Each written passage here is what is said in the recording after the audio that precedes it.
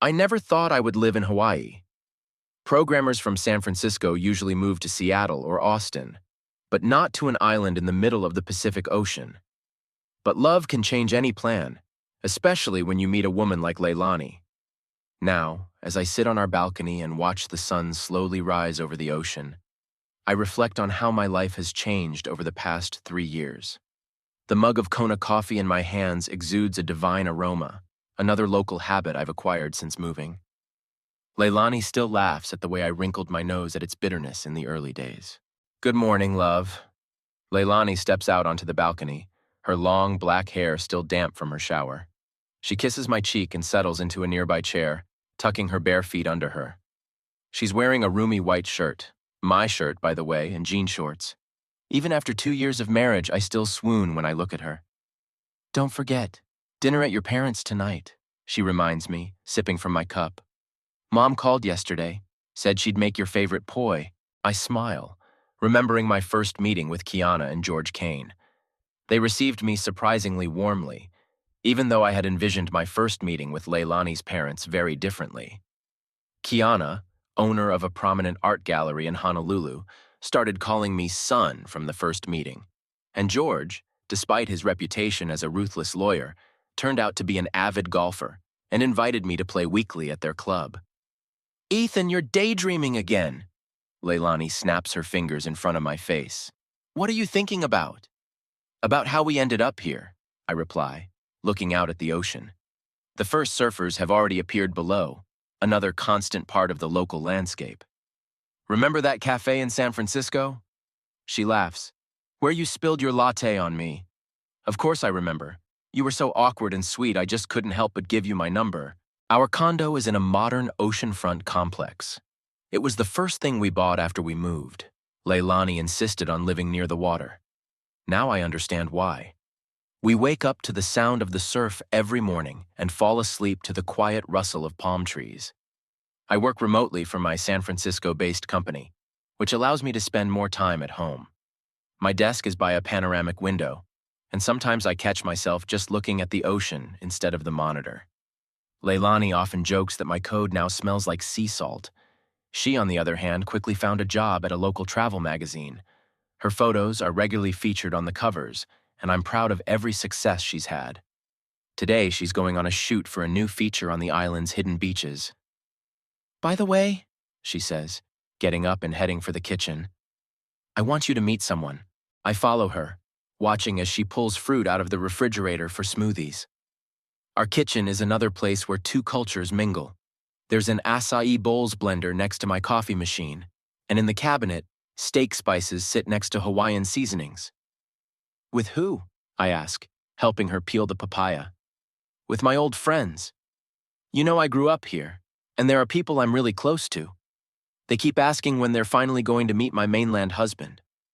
She says it lightly, like it's about something inconsequential, but I notice how she avoids my gaze, concentrating on slicing fruit.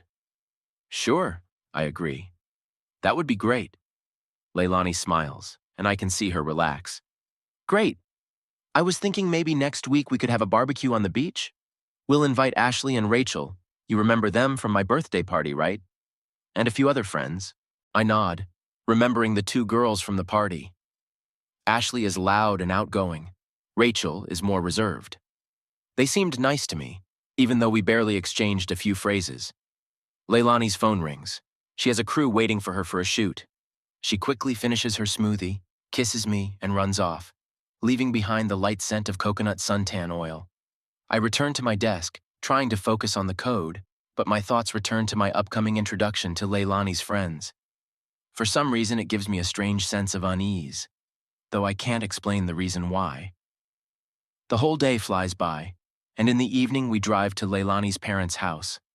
Their house is in the upscale Kahala neighborhood, a huge modern building overlooking the ocean and with its own access to the beach.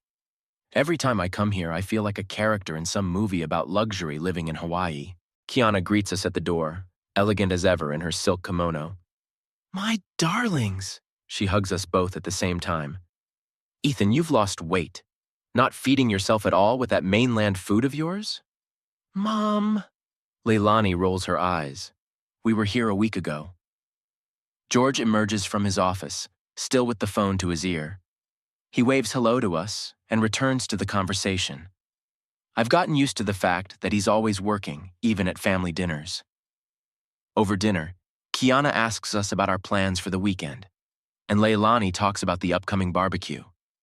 I notice mother and daughter exchanging quick glances, but write it off to my imagination. That's a great idea, Kiana says. It's about time Ethan met everyone. George clears his throat and changes the subject, asking me about work. We dive into a conversation about technology, though I notice that he's somehow particularly attentive to his daughter's reactions today. At home, lying in bed and listening to the sound of the surf through the open window, I think about how amazingly my life has turned out. Leilani sleeps next to me, her breathing quiet and steady. I don't know why the upcoming meeting with her friends gives me a vague unease. Perhaps it's just the paranoia of someone from the mainland who still feels like an outsider in this tropical paradise. As I fall asleep, I hear the sound of Leilani's phone. A message has come in. She turns on her other side in her sleep, and I decide that in the morning I'll be sure to ask her more about the friends we're going to meet. The morning didn't start with coffee, but with an attempt to talk to Leilani about the mysterious late-night message. But she ran off to a shoot before dawn, leaving a note on the fridge. Meet me at 5 at the Blue Wave Surf School. Don't forget your swim trunks. Love you. I reread the note several times, trying to grasp some hidden meaning. Surf school. So I'd meet some of her old friends today. All day I couldn't concentrate on work. The code wouldn't add up and the lines on the monitor turned into blurred lines. At 3 in the afternoon, I closed the laptop, admitting my defeat in the battle against work productivity. I packed a bag for the beach, adding sunscreen to my swimming trunks. I still can't get used to the local sun. My programmer's pallor makes me look like a mainlander at first sight. The surf school was a 20-minute drive from our house. I deliberately arrived half an hour early, driven by a mixture of curiosity and anxiety. Blue Wave turned out to be a modern building with traditional Hawaiian elements in the architecture. Thatched roof, open verandas, fresh flowers in tubs everywhere. As I parked, I noticed Leilani's photographic equipment at the entrance, so she was indeed working. A few surfboards stood nearby, and one of them had Brody written on it, the same name from the night's message. "Hey, you must be Ethan," came a deep male voice behind me. I turned around and saw a tall man of about 32, with the typical surfer's appearance, tanned, muscular, with sunburned hair. He smiled openly and friendly, but something in his gaze made me inwardly wary. "Brody Edmonds," he held out his hand. "Heard a lot about you from Lay." Lay. He'd called her Lay, not Leilani. There was some special intimacy read in that diminutive name, and I felt something inside clench. Likewise, I lied, shaking his hand. Though Leilani hardly ever talks about her friends. His smile faltered for a split second, but he quickly regained his casual expression. "Really? That's weird. I mean, we grew up together. I taught her how to surf back in high school." Every word he said was like a little jab. High school, surfing, growing up together. A whole layer of my wife's life that I knew next to nothing about. "Brody, I see you two have already met." Leilani appeared on the veranda with a camera around her neck. She ran up to us, and I noticed how natural she felt here, in this place, around this man. "Just telling your husband about our high school adventures." Brody winked at her, and I saw Leilani's cheeks turn slightly pink. "Oh, not again," she laughed, and I heard notes in her laugh that I hadn't noticed before. "Better show Ethan how you teach the newbies. I've just finished shooting for an article." I spent the next 2 hours watching Brody work with a group of campers. I had to admit, he was an excellent instructor, patient, attentive, and with a good sense of humor. Leilani photographed the process, occasionally consulting with him about angles and lighting. They moved at their own pace, understanding each other half-heartedly. I sat on the beach, ostensibly working my phone, but actually watching them interact. Small gestures, casual touches, shared jokes all added up to a picture that made my insides chill. "Hey, programmer," shouted Brody. "You want to give it a try?" I wanted to refuse, but Leilani was already dragging me toward the water. "Come on, honey. Brody's the best instructor on the island." The next hour turned into a strange torture. Brody was indeed a good teacher, but every touch as he corrected my stance or helped me keep my balance echoed unpleasantly somewhere in my chest, especially when I saw Leilani watching us from the shore, occasionally discussing something on her phone. "You're doing pretty good," Brody said, after another attempt to stand up on the board. "For a mainlander." There's that word again, mainlander, like a stigma that would forever make me an outsider here. "Thank you," I tried to smile. "But I think that's enough for today." As I stepped out of the water, I noticed Leilani talking on her phone, turning away from us. Her voice sounded muffled, but I caught a few phrases. "Yes, he's here. No, not yet. Let's do it after the barbecue. Hey, people!" Brody clapped his hands, making me wince. "How about dinner? There's a new restaurant opening up nearby." Before I could think of a polite refusal, Leilani had already agreed. "Great idea. Ethan, you don't mind, do you?" And so we're sitting in a classy waterfront restaurant where Brody seems to know all the waiters. He orders some local specialties for us without asking our preferences and tells us stories from the past. "Do you remember that night after prom?" He turns to Leilani, and I see her tense up slightly. "Brody," she shakes her head. "I think that story is best left in the past." Something in her tone makes me even more wary. Brody shrugs and changes the subject, but I notice them exchanging quick glances across the table. Dinner drags on interminably. Brody talks about his surf school, his plans to expand his business, the local news.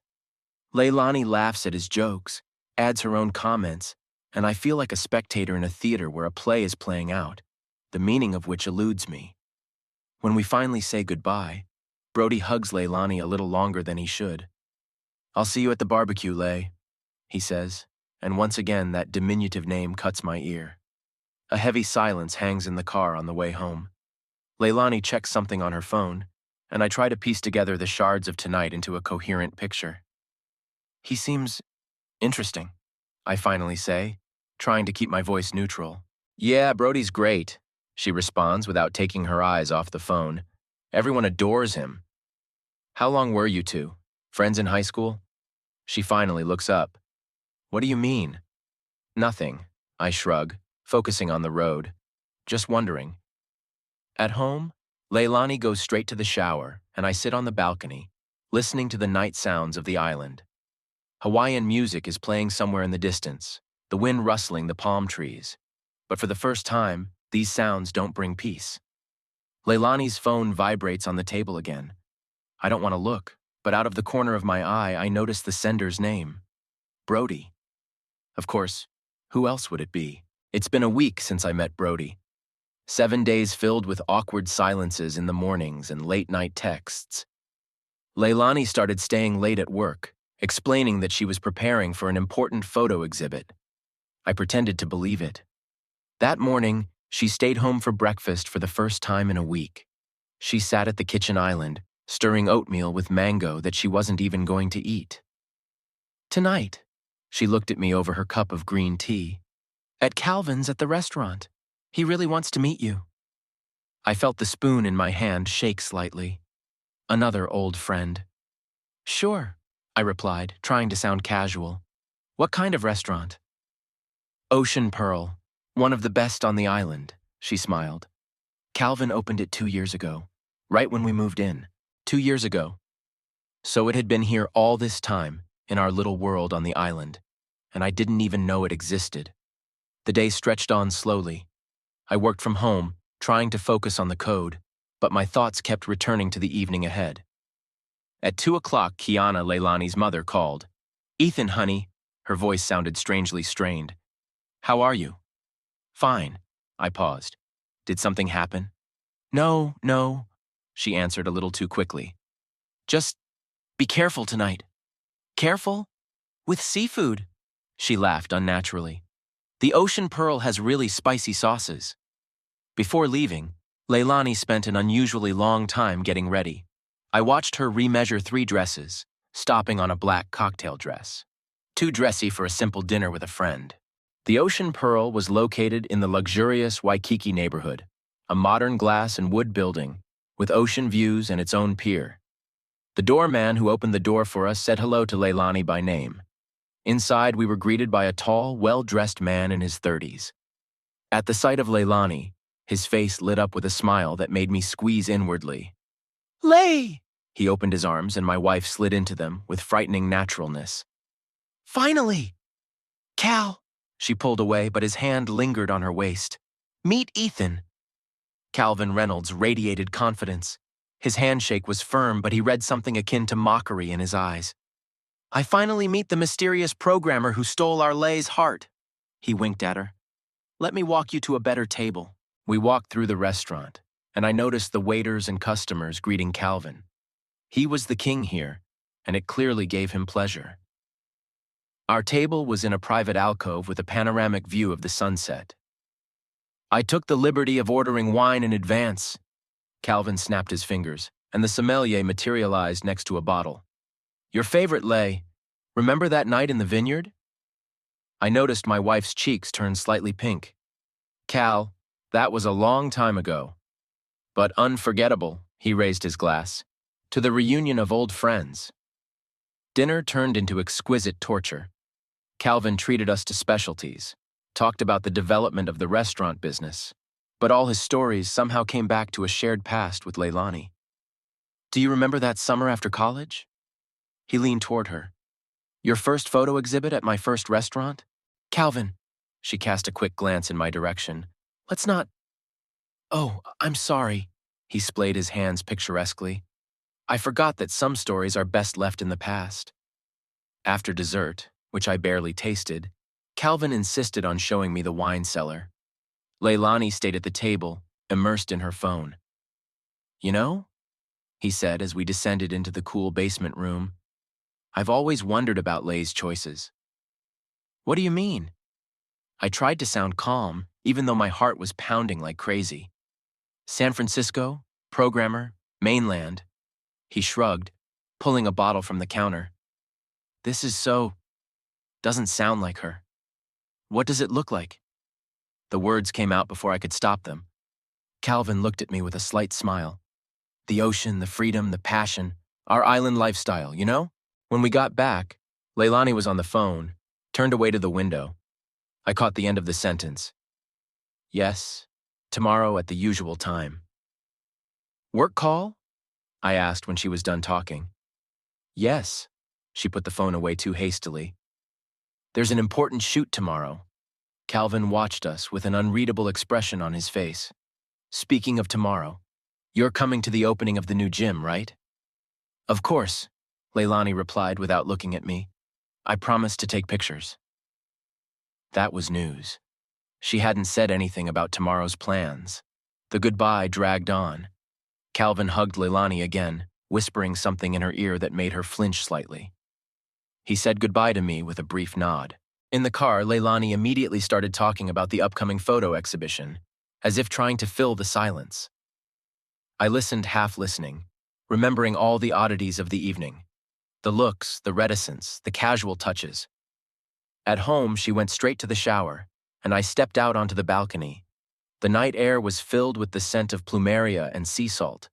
Those smells had once soothed me, but now they only made me more anxious. Leilani's phone vibrated on the table. A message from Brody. "Tomorrow at 10, the usual?" I stared at the screen until it dimmed. The shoot, then? At the usual time? Leilani stepped out of the shower wrapped in a towel, her hair smelling like coconut shampoo. The same one she said reminded her of her childhood on the island. "What are you thinking about?" She sat down next to her. "About Calvin," I decided to be honest. "You two seem really close." "We're close," she corrected me. "That's in the past." "And Brody?" She stiffened. "Brody what? Also in the past?" Leilani stood up and I noticed the change in her face. "I don't want to talk about it." "Why not?" I stood up as well. "Why didn't you ever talk about them?" "It's 2 years, Leilani. We've lived here for 2 years." "Because it doesn't matter," she looked away. "They're just old friends." "Friends don't look at each other like that." She turned sharply. "How?" "Like Calvin's been looking at you all night. Like Brody." "Stop it," she interrupted me. You're being unreasonable. Unreasonable? I grinned bitterly. I saw the message from Brody about the meeting tomorrow. Leilani went pale. You read my messages? It popped up on the screen by itself. I shook my head. Like dozens of others over the last week. It's work, she pronounced firmly. I'm photographing his surf school for a magazine. And Calvin? Is that a job too? I'm tired. She headed toward the bedroom. We'll talk tomorrow. But I knew there would be no conversation tomorrow. Just like there hadn't been one all these days since I'd met Brody. Just like it wouldn't be after other meetings with old friends I didn't know yet. I stayed on the balcony, listening to the waves crashing against the shore. Somewhere in the distance, Hawaiian music played, reminding me that I would always be an outsider here, a mainlander, as they say, a person who dared to invade their little island world without understanding its rules and traditions. The phone in my pocket vibrated. A message from Kiana. Call me when you can talk privately. I glanced at the closed bedroom door. Looks like this paradise island holds a lot more secrets than I could have imagined. I never called Kiana that night. Instead, I spent a few hours going through old photos on Leilani's laptop. She'd never changed the password since the day I'd helped her set up the backup. Shots of beaches, sunsets, weddings, and corporate events, the usual photographer's portfolio. But there were others. Blurred silhouettes at parties, laughing faces in the firelight, moments that were clearly not meant for public display. In the morning, Leilani was no longer at home. There was a cup of unfinished coffee on the kitchen table and a note. Meet me tonight at the exhibit. Mom's Gallery, 7 o'clock. Love you. I stared at the last 3 words, trying to figure out when they turned into a mere formality. I took her cup, the lipstick on the rim, the tart smell of cooled coffee, and somehow the moment seemed unbearably intimate, as if I were peeking into someone else's life. The day passed in a kind of haze. I missed 2 online meetings, forgot to eat, and only realized at 6 in the evening that I had to get ready for the gallery. I put on a light-colored linen suit, the only formal wear suitable for the local climate. Leilani had bought it for me for our first anniversary, saying it made me look like a true islander. Now those words sounded almost like mockery. Kiana's gallery was located in a historic building in downtown Honolulu. I arrived early and sat in the car for a while, watching the guests arrive. I recognized Brody, wearing an unusual black jacket over a t-shirt. Calvin appeared in the company of some people, his laughter echoing through the parking lot. Ethan! Kiana spotted me first as I entered the gallery. You're early! I could hear the concern in her voice, which she tried to hide behind her usual social smile. She was dressed in a traditional Hawaiian dress, but her makeup seemed a little more elaborate than usual. Decided to take a look around before we started. I tried to smile. Beautiful display. Yeah, Declan's outdone himself. She took me under her arm. Come on, I'll introduce you to the author. Declan Forrest turned out to be a lean man with an attentive gaze and a camera around his neck. He was standing by a series of black and white pictures, discussing something with Leilani. As we approached, they both fell silent. Declan, this is Ethan. Kiana paused. Leilani's husband. Ah, the mainland programmer. He smiled, but his eyes remained serious. Heard a lot about you. I felt Leilani tense beside me. She was wearing the same black dress she'd worn for dinner with Calvin. Declan taught me photography, she said quickly. Back in college. And not just photography. He muttered so quietly I barely heard. Leilani turned sharply toward him. Shall I show Ethan your new series? Sure. Declan waved his hand toward the far wall. Though he might be more interested in the old collection, the one from the beach parties. I noticed Leilani go pale. Kiana coughed. I think we should open the champagne. But I was already walking towards said wall. The series was called Island Nights, dozens of shots of young people on the beach. In some of them I recognized Brody, Calvin, Ashley, and Leilani. She was everywhere, laughing by the fire, running through the water, dancing in the moonlight. In one photo, she was kissing some guy whose face wasn't visible. That was a long time ago. Leilani appeared beside her. We were all different back then. When? I didn't take my eyes off the photos. 5 years ago, Before I went to San Francisco. Before me. She touched my arm. Ethan, Lay! Came Declan's voice. Come here, I need your opinion. She hesitated for a second, then squeezed my hand. We'll talk later, okay? I watched her walk away to Declan.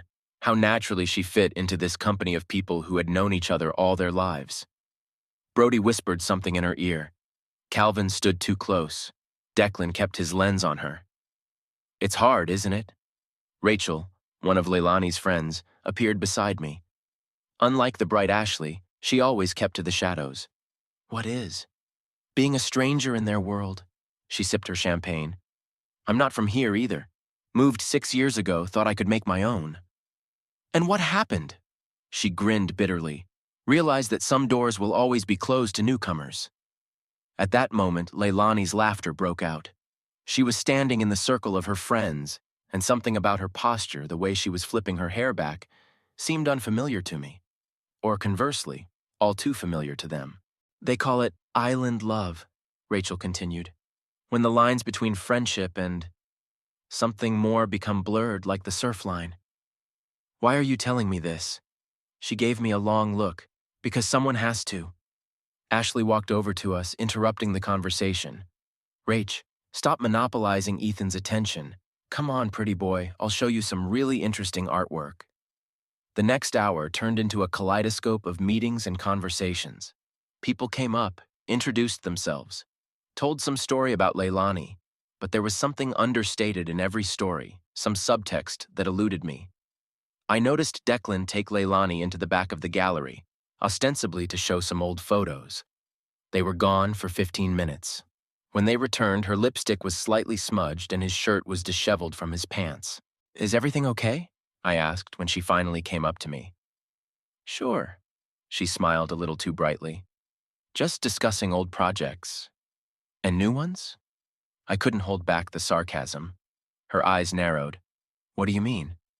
Nothing. Just wondering how many more old friends I'll meet this week. Ethan, she lowered her voice. Not here. Where is Leilani? You don't talk at home, you're always busy at work. Maybe I should ask Declan, or Brody, or Calvin.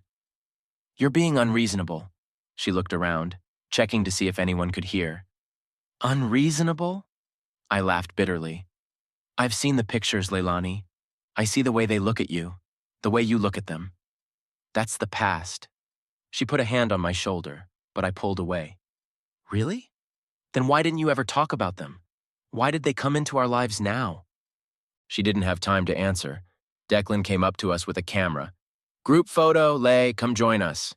I watched as she joined the company of her old friends, as she naturally stood between Brody and Calvin as Declan commanded. Closer, closer still. Flash. The moment froze in eternity.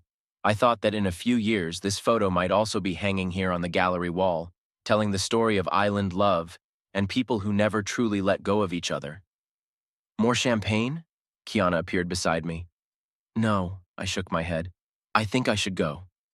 Ethan, she touched my arm. Don't jump to conclusions. About what? About the fact that my wife never seemed to stop being part of this circle? Kiana sighed. It's complicated. Yeah. I looked at Leilani, laughing at something Brody was whispering to her. I'm starting to realize that. I walked out of the gallery without saying goodbye. The warm evening air was filled with the scent of plumeria and the sounds of Hawaiian music from the bar next door. Those smells and sounds had once seemed to me the epitome of heaven on earth. My phone vibrated. A message from Rachel. Tomorrow, Morning Wave Cafe, 11 in the morning, if you want to know the truth. I looked at the phone, then at the lighted windows of the gallery, where life continued to simmer without me.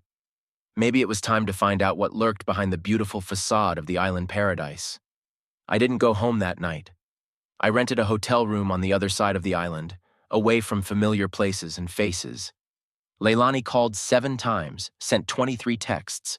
I didn't answer any of them. The morning greeted me with a chill and a wrinkled suit.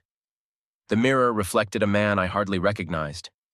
Red eyes, stubble, the marks of a sleepless night on his face. I'd spent the last few hours going through old photos on social media, my own and Leilani's. Morning Wave Cafe was located off the tourist trail, a small establishment with worn furniture and an ocean view. Rachel was already waiting for me at a table in the corner, a cup of untouched coffee in front of her. "From the looks of you, you didn't sleep well tonight," she said instead of greeting me. "You know what betrayal looks like?" I sat down across from her. "This is what I look like." She wrinkled her nose. "It's more complicated than you think." "Enlighten me." The waitress brought me a coffee, black, strong, and flavored with something bitter besides the usual bitterness. "They call themselves Ohana," Rachel began. "Do you know what that means?" "Family," I nodded. Leilani explained it. But didn't explain what it really means to them. She took a sip from her cup. "They grew up together. Brody, Calvin, Declan, Aiden, and Leilani. Islands make people closer, you know? It's different here than on the mainland." "Different?" I felt my stomach clench. How different? "They've always been more than friends, all of them. Since they were teenagers. First kisses, first loves, first—" She stopped talking. "Go on." My voice sounded hoarse. "It's like a vicious circle. They split up, come together again. Brody was the first, then Calvin. Declan showed up in college. Aiden was the last before she left for San Francisco." Each name was like a punch. I remembered all their looks, their touches, their unspoken phrases. And now? I was afraid to hear the answer, but I had to ask. Rachel looked away. "Aiden's having a party tonight, on his yacht. Did she tell you?" I shook my head. Of course she didn't. "He recently opened a diving school," Rachel continued. "A very successful business, and a very convenient cover for meetings." Meetings? They never stopped dating, Ethan. All these 2 years. It's just that now— She stopped talking, looking somewhere behind me. "Ethan? What a surprise."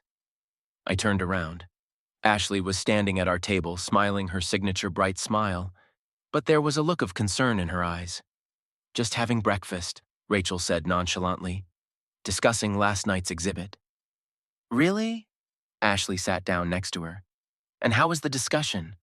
"Informative." I stood up. "Thanks for the coffee, Rachel." "Ethan?" Ashley caught my arm. "Leilani's worried. She called everyone this morning." "I'm sure she has someone to comfort her." I walked out of the cafe, feeling my hands shaking. My phone vibrated again, a message from an unknown number. "Hey, it's Aiden. Leilani gave me your number. Hope to see you both on the boat tonight. Great chance to get to know each other." I hummed. A chance to get to know each other. Sure. I spent the next few hours wandering aimlessly along the beach. Happy tourists walked by. Surfers carried their boards. Hawaiian music played somewhere. Just a normal day in paradise. Only my paradise was crumbling with every step. My phone wouldn't stop vibrating. Leilani, Kiana, even George texted, "Son, let's talk." Son. Oh, right. At 2 o'clock in the afternoon, I decided to come home. I had to shower and change and— what? Go to that party, make a scene? Or just pack my bags and get on the first flight to San Francisco? The apartment greeted me with silence. Leilani was gone. Of course she was working. There was an unfinished smoothie on the kitchen table, a note lying next to it. "I'm sorry about yesterday. Let's talk. I'll explain everything." I crumpled the note and tossed it in the trash. What could she explain? How she'd been sleeping with her friends all this time. How they made fun of a naive programmer from the mainland. After taking a shower, I opened my laptop. Started looking for tickets to San Francisco. But something stopped me. Maybe a foolish hope. Or a desire to know the whole truth. Or just a masochistic urge to see it for myself. New text from Aiden. "The boat is docked at Waikiki Marina, dock 23. We start at 7. I looked at my watch. 5 p.m. enough time to make a decision. The phone rang again. This time I answered it. "Ethan." Leilani's voice shook. "Please, let's talk." "About what?" I tried to speak calmly. "About your friends? About how you're spending time with them while I'm working? Or about tonight's party on the yacht?" A pause. "You know about the party?" "Aiden invited me." "That's very kind of him." "Ethan." "I'll be there," I interrupted her. "I want to meet the last of your old friends." Don't be so… Like what? Truthfully? I dropped the call and turned my phone off. I walked over to the bar and poured a whiskey, a gift from Calvin last Christmas. I laughed bitterly at the irony. Another linen suit hung in the closet, a dark blue, almost black. Leilani said it made me look like a local businessman. I wondered if she meant it, or was she already comparing me to Calvin? Waikiki Marina was full of life, even on a weekday evening. Yachts were bobbing on the waves, live music was playing somewhere, the smell of the ocean and expensive perfume. I found Pier 23 easily. It was hard not to notice the huge white yacht with twinkling lights and music. Aiden was greeting guests on deck. Tall, tanned, with that special confidence in his movements that comes from people who spend most of their lives at sea.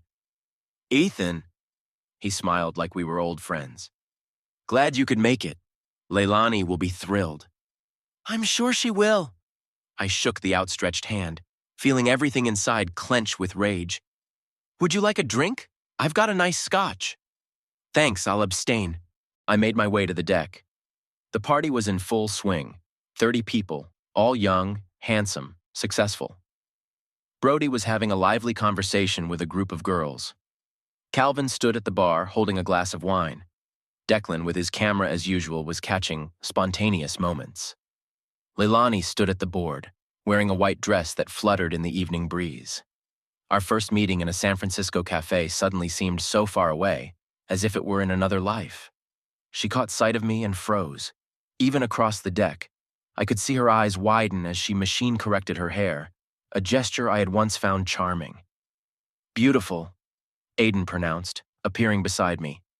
"Always been like that. Back in high school, all the guys had a crush on her." "And you?" He grinned. "Especially me. You know what the best part is? She never knew how to choose. Always wanted everything at once." I turned to him. "Why are you telling me this?" "Because you have to understand. This isn't going to end. It never will. We are her real family, her Ohana, and you… And what am I? An experiment," he shrugged. "An attempt to escape from the real me. But you can't escape from this island, Ethan. It always brings its children home." The music grew louder, the laughter and conversations merged into one hum, and I stood there watching my life fall apart to the sound of the Hawaiian waves. After that party on the boat, a week passed. 7 days filled with heavy silence and awkward attempts to pretend everything was normal. I came home because running away seemed even more humiliating than the reality of it. Leilani was home too, but it was like a wall had grown between us. Every morning started the same way. I'd wake up at dawn and go out on the balcony with a cup of coffee. She'd pretend to sleep. Then I'd hear her talking quietly on the phone in the bathroom, a muffled voice, a nervous laugh, a quick "talk to you later" as I approached. That morning, something was different. I woke up to the sound of a phone falling, her phone sliding off the bedside table. The screen flashed up, showing a string of messages. "Brody? Tonight at 10? Calvin. Dinner on Tuesday, don't forget. Declan. Need to discuss the new series. In private. Aiden. Miss our dives."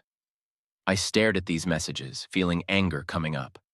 Leilani stirred in her sleep, and I quickly put my phone back down. "Good morning," she stretched, opening her eyes. "You're early." "Can't sleep." I turned back to the window. The ocean was choppy today, the gray waves crashing against the shore with a particular fury. "Ethan," she sat up on the bed. "We need to talk." "About what?" I continued to stare out the window. "About your meetings with Brody? Or about dinners with Calvin? Or maybe about the new series with Declan?" Silence, then a quiet one. "You read my messages. They popped up on their own." I finally turned to her. "Just like your whole life, which it turns out I knew nothing about." She stood up, wrapping up her silk robe, a gift from Calvin, I now realized. "It's not what you think." "What do I think, Leilani?" I felt my voice shake. That my wife is dating her ex-lovers under the pretense of working? That everyone on this damn island knows about it but me? "They're my family," she says quietly but firmly. "Family?" I laughed bitterly. "Is that what they call it now?" "You don't understand." She stepped toward the balcony door. "These are islands. Things are different here. Yeah, Aiden already explained that to me. I stood next to her. Said I was just an experiment, an attempt to escape. Is that true? She was silent, looking out at the ocean. The morning sun was golden against her skin, and I suddenly remembered our first morning here in Hawaii. How she'd taught me the names of flowers in her ancestral language. How she'd laughed at my clumsy attempts to say aloha with the correct accent. I loved you, she finally said. Really loved you. Loved. The passage of time hit harder than all her silence these days. And now, she turned to me and I saw tears in her eyes. I don't know. I'm confused. When we lived in San Francisco, things were easier. But here, this is my whole past, my whole life. And all your men. Don't say that, she wrinkled her nose. It's not just a relationship. It's more complicated than that. Enlighten me. I sat back in my chair, feeling strangely empty. Explain how you can love multiple people at the same time and call it family. She shook her head. You wouldn't understand. You're from the mainland. To you, everything should be clear. Black or white, right or wrong. But here... Here what? I interrupted her. Is it okay to betray here? To lie? To pretend that loyalty is a relic of mainland morality? Her phone rang, the picture of Brody on the screen. She dropped the call, but it was too late. I could already see his smiling face, his name with a heart. No answer? I stood up. Unusual for you. Stop it, she grabbed my arm. Let's just... What, forget about it? Let's go on with our lives as if I don't know my wife is dating 4 men. 3. She said it so quietly I could barely hear it. What? 3. She lowered her eyes. With Declan, we're just working. I laughed, bitterly, mirthlessly. Oh, that makes a lot of difference. 3 lovers instead of 4. What a relief. The phone rang again, this time Calvin's. She dropped the call again. They'll be worried. I nodded at the phone. You're Ohana. Ethan, please. She took a step toward me. Let's leave. Let's go back to San Francisco. Let's start over. What about your real family? I pulled away. Your islands? Your men? I could give up everything. For you. Can you? I looked into her eyes. Or do you want to? She was silent, and in that silence was the answer to all my questions. I went into the bedroom, pulled out my suitcase. I began to put things away, mechanically, without realizing what I was taking. T-shirts, jeans, laptop. She stood in the doorway, watching me. What are you doing? What does it look like I'm doing? I continued to put things away. Packing. Where to? To a hotel, or to the mainland. Haven't decided yet. Her phone rang a third time. Aiden. She answered it, turning away. Not now. No, I can't. I'll explain later. I closed my suitcase. Don't let me interfere with your plans. Stay. She hung up the phone. Please, we can fix this. Fix it? I shook my head. Fix what exactly? Your dates with Brody? Your dinners with Calvin? Your dives with Aiden? Or the fact that the whole island knew about it but me? She was silent, rubbing the waistband of her robe. Outside the window, the ocean rumbled, the same eternal sound of the surf that had once seemed like the music of paradise to me, but now sounded like mockery. You know what the worst part is? I picked up my suitcase. Not that you're dating them. It's that you don't even consider it a betrayal. To you, it's normal, part of your island culture. You don't understand? She started crying again. No, I understand perfectly fine. I headed for the door. I was a naive mainland programmer who dared to think I could be part of your world. But this world was never made for the likes of me. Ethan. Call your Ohana. I opened the door. I'm sure they'll know how to comfort you. The last thing I heard as I left the apartment was the sound of an incoming message on her phone. Probably one of them was already rushing over to her. After all, isn't that what a real family is for? I spent 3 days in a hotel on the North Coast, turning off my phone and ignoring email. The only person I communicated with was Rachel. She kept me updated through occasional messenger messages. She's got them all, she wrote yesterday. Had a support group of sorts. I envisioned this picture of Brody, Calvin, and Aiden comforting my wife in our apartment, and the thought made me sick to my stomach. Wednesday night, I did turn my phone on. 37 missed messages from Leilani, 12 from Kiana, a few from George, and one message from Calvin. We need to talk. Tonight at my bar, 10 o'clock. I stare at that message for a long moment, feeling a deafening rage building up inside. His bar isn't a restaurant, but another establishment in the old part of town where the locals come. I'd never been there, but I knew of it, as well as everything that belonged to the Ohana. At 9:30, I was already parked outside the bar. The neon sign for the tiki room glimmered in the evening twilight, Hawaiian music blaring from the open windows. Motorcycles were parked out front. I recognized Brody's bike, easily distinguishable by its distinctive paint job. It was stuffy and semi-dark inside. The wooden walls were hung with old photos and surfboards, and behind the bar was a collection of bottles of local rum. The bartender, a young Hawaiian man with traditional tattoos, nodded to me as if he was waiting. They sat in the far corner, Calvin, Brody, and Aiden, the three kings of the island in their domain. At my appearance, the conversation died down. "Here comes our mainland guest." Calvin raised his glass. "Have a seat." I remained standing. "What do you want?" "To talk." Brody motioned a chair toward me. "Like civilized people." "Civilized?" I grinned. "Interesting choice of word for someone who sleeps with another man's wife." Aiden tensed. "Watch your mouth, brother." "I'm not your brother." "Look," Calvin stood up, raising his hands in an ostentatiously peaceful manner. "We understand your feelings. We really do. But you have to understand us too. Leilani is part of our family." "Family?" I felt my hands shake. "Is that what they call group sex now?" Brody jumped up, but Calvin held him back. "Shh, bro, he's just upset." "Upset?" I laughed. "No, I'm not upset. I'm furious. From the way you all lied to me. How you pretended we were friends." I shouted the last sentence, and silence hung in the bar. The music went silent. All heads turned in our direction. "Let's go outside." Aiden stood up. "We'll discuss this outside." "Why? Shy?" I looked around the bar. "Hey, people, you know those three?" Before I could finish, Brody's fist slammed into my jaw. I staggered but held my ground. Years of boxing lessons in San Francisco hadn't gone to waste. "Bad idea."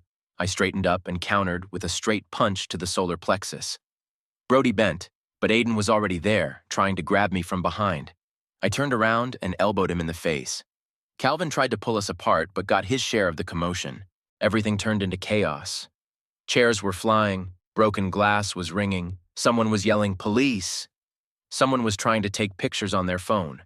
I fought like a fog, feeling no pain, driven by all the accumulated rage of the last weeks.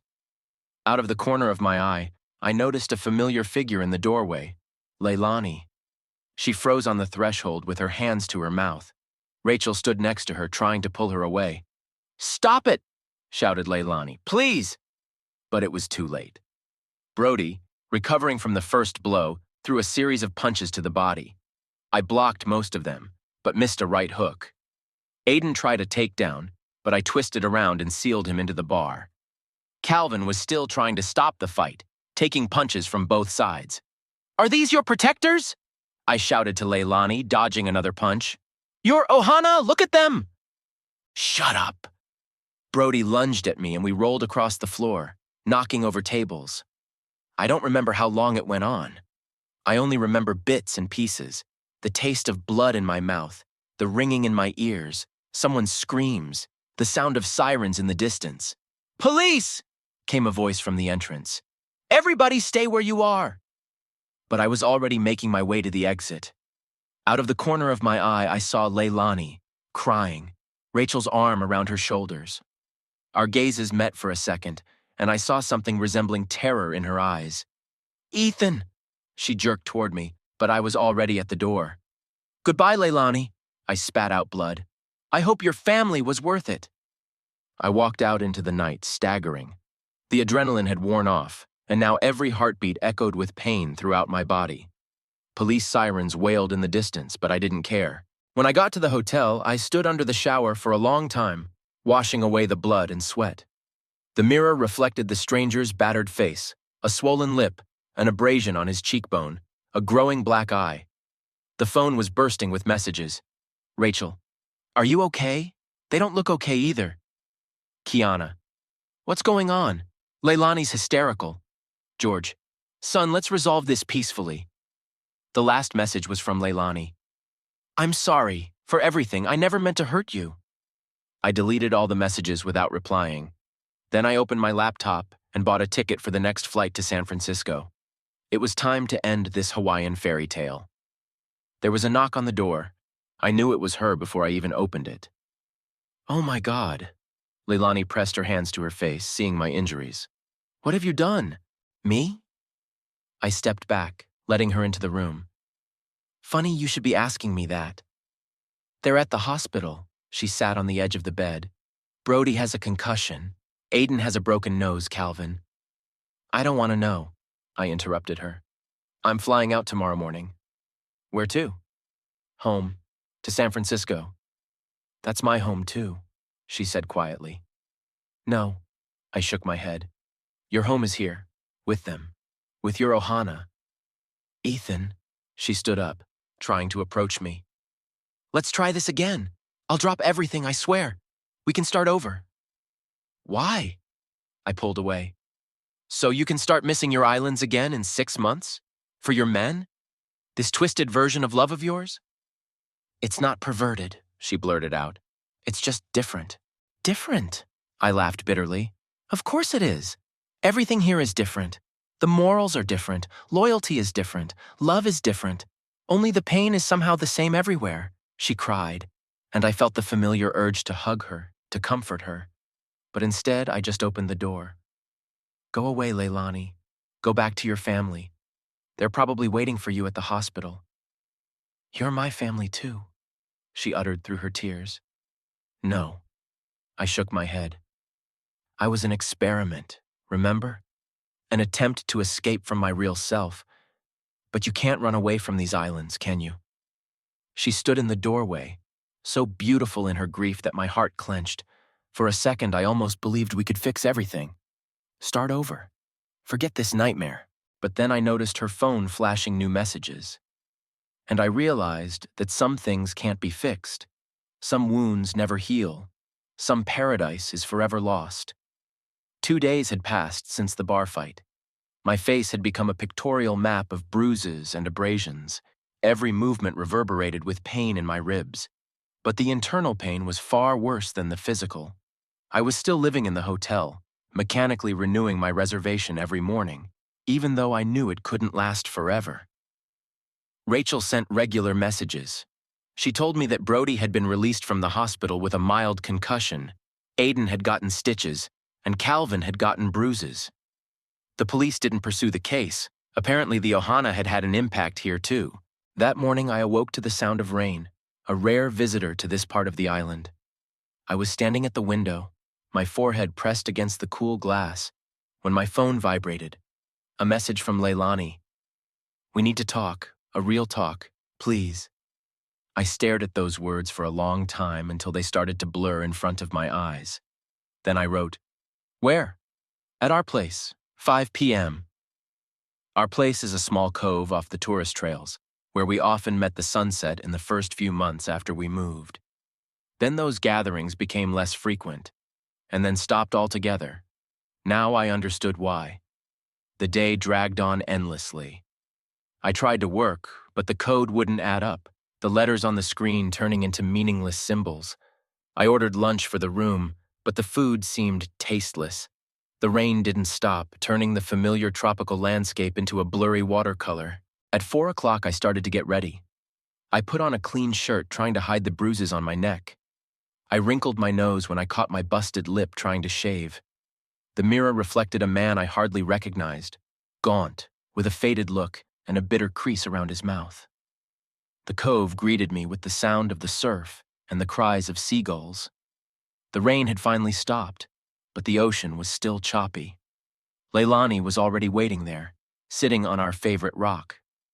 She was wearing a simple white dress, the same one I'd first seen her in at the cafe in San Francisco. Hi, She didn't try to move closer, and I was grateful for that. Hi. I stopped a few feet away from her. What did you want to talk about? She was silent for a long time, looking out at the ocean. Then she pulled an envelope out of her bag.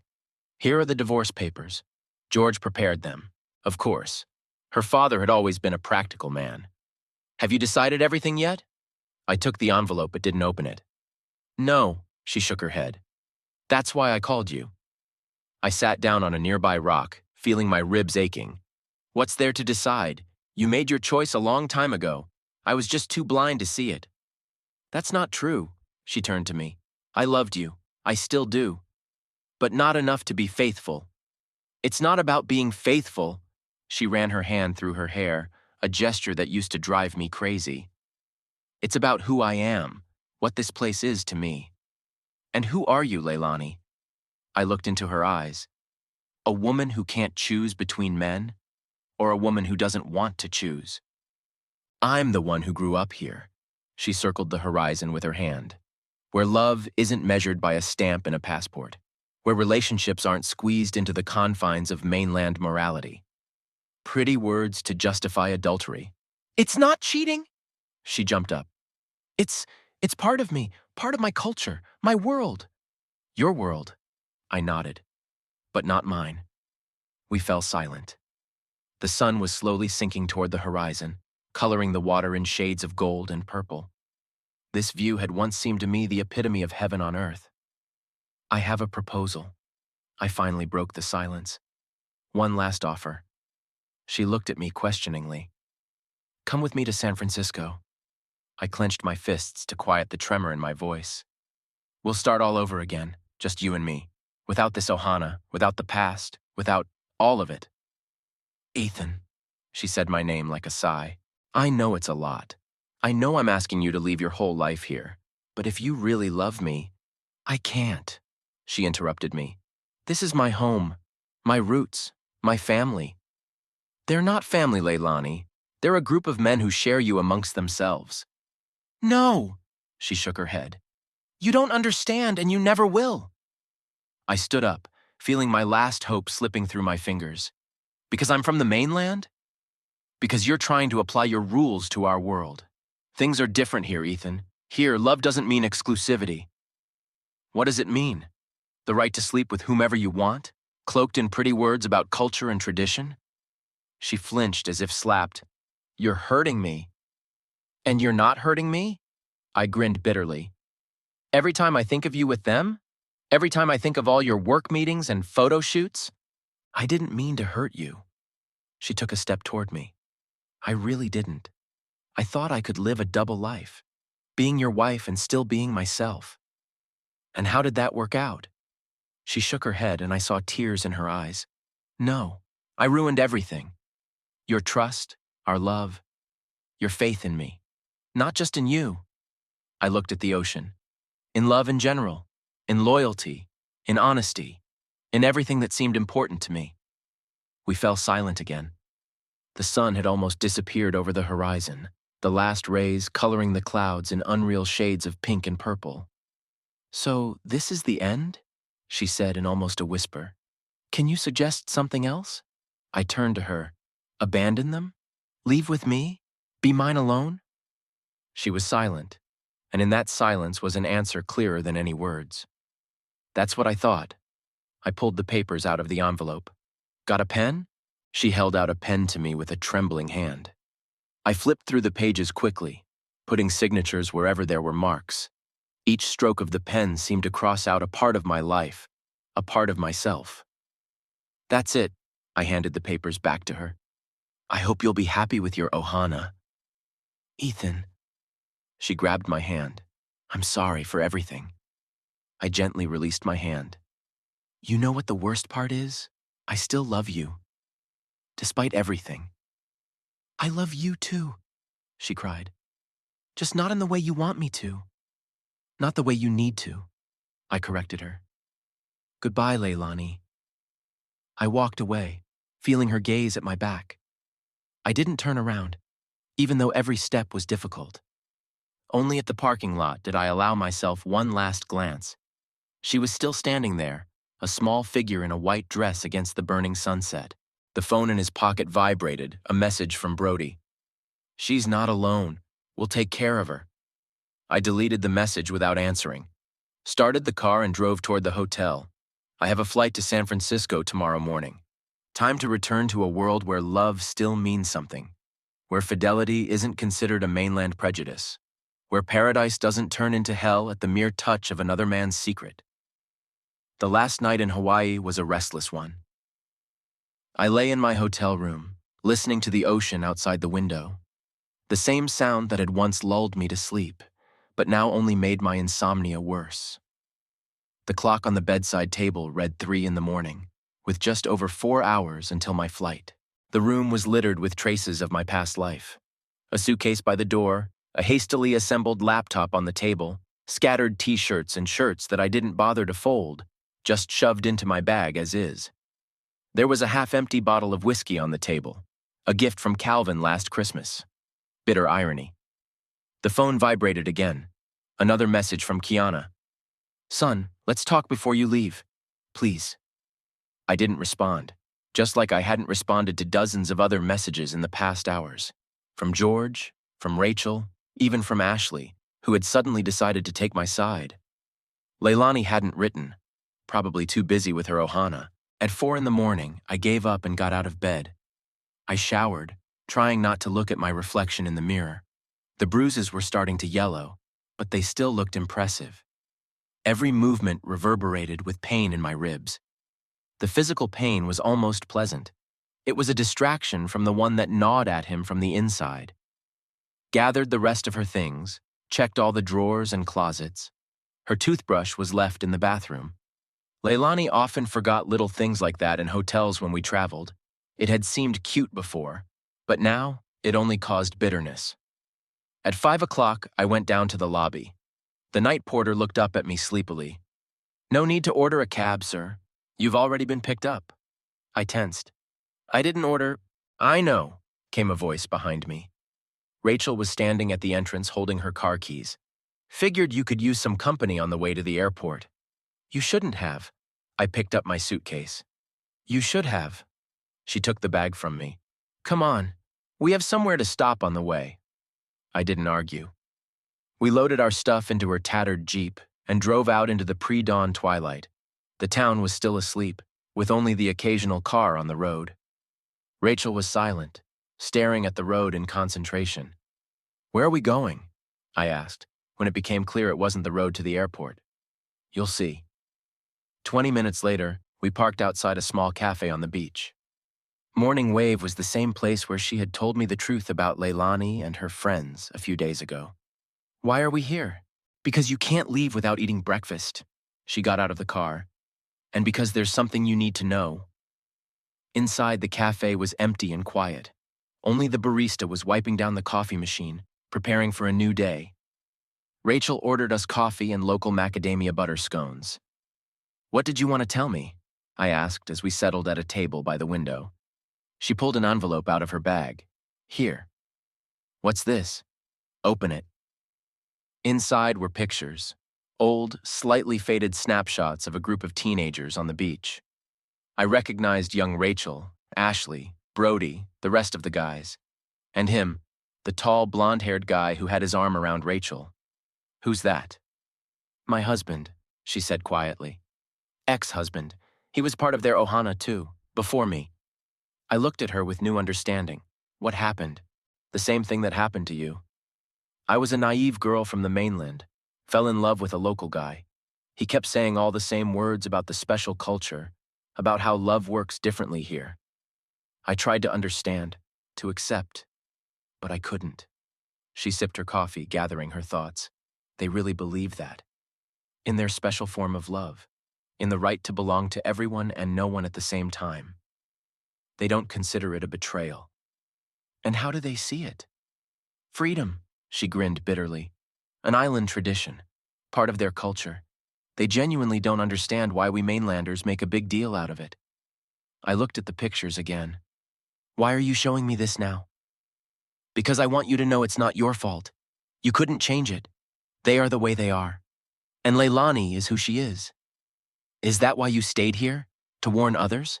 She laughed. No, I stayed because, against all odds, I fell in love with these islands. Just learned to stay away from certain social circles. It was beginning to lighten outside the window. The first rays of sunlight colored the sky in soft pink tones. Somewhere in the distance, roosters woke up. Hawaii had a surprisingly large number of them for a tourist spot. We should get going. Rachel glanced at her watch. Your flight's in an hour and a half. On the drive to the airport, we were silent. I stared out at the window, trying to memorize every detail of the island I'd considered home for 2 years. The palm trees swaying in the morning wind, the ocean changing color from gray to turquoise, the mountains shrouded in a light haze. All of this had once seemed like heaven on earth. At the entrance to the terminal, Rachel suddenly put her arm around me. Take care, Mainlander. You too. I gently hugged her back, trying not to disturb her sore ribs. And you know what? She pulled away. Don't let it break you. Not all love stories end in betrayal.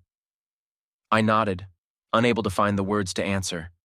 Grabbed my suitcase and went to the front desk. The line was small, early flight, few passengers. Ethan! I turned around at the familiar voice. Leilani was standing at the entrance to the terminal, out of breath, as if she'd been running. She was still wearing the same white dress from last night. Don't, I shook my head.